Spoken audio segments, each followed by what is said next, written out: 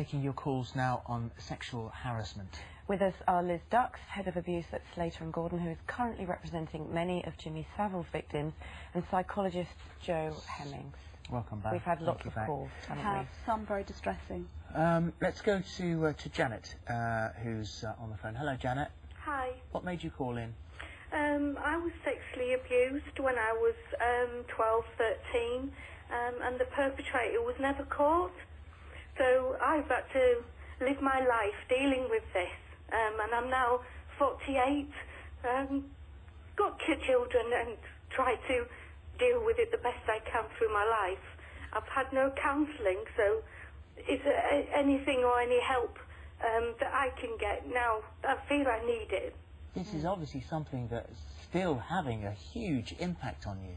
It has affected my life, and I put it to the back of my mind as much as I can, but little things, I can't walk out on a night if there's no street lights. I don't like the dark.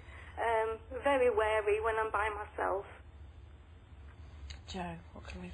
Well, it's interesting hearing your story, Janet, because obviously the impact all these years on is still affecting you, and the going out, the fear, perhaps because you now see people having justice that you didn't have or couldn't have back then with the person that wasn't caught. But as much as anything else, it's so important for Janet to get some counselling. It doesn't matter how many years after it is. Go and see your GP. Talk to a trusted friend. Speak to a family member. Just make sure that you get someone you can talk to. It doesn't matter how long after the event. You will feel better. You will feel better just for talking about it. I do feel angry that, you know, people are getting justice now after so many years on, and I can't find that justice. I can't close that book. I totally understand that, and it must make you feel very frustrated when it makes other people feel reassured. What you need to know is to make sure you've got inner emotional peace. If you can't get the sort of criminal justice that you want, the actual emotional peace and putting it to rest is absolutely key for you. So I really do advise you to perhaps go and see your GP and get a counsellor or someone similar, or a therapist to talk it over with. Okay, thank you. Thank you, Janet. What I would also say is that it's obviously tragic in your case, Janet, that you can't identify your attacker.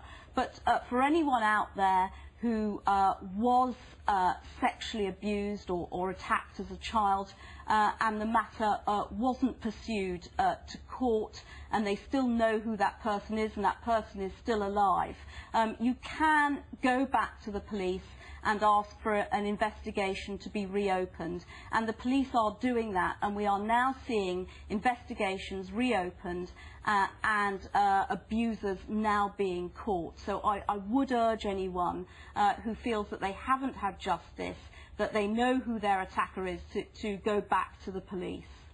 And again, I sort of point out that we were discussing this earlier on, that sort of degree is that when do you report someone? Because you just imagine that the police and the courts... And the reason I say this is you came down, you sat down and you said you are amazed at how many people phoned up and said they were abused as children. Yes. I mean, this is a shocking wave of the time, and certainly it still continues today. Virtually everyone I speak to has a story. I have a story like that. We all have stories like that. And how close it is to the surface. But so when do you... If we all went to the police, they wouldn't be able to do anything else, because we all have those stories. Horribly, we all have those stories. What do you do? How do you decide whether you should?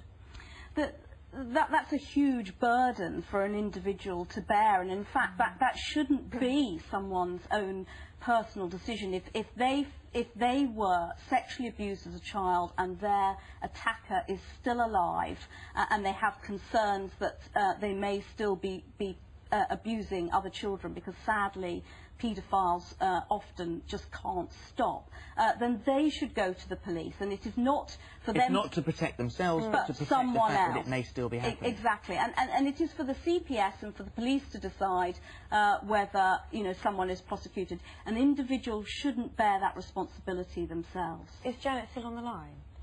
Janet, is it that you want to talk to somebody, or do you think you would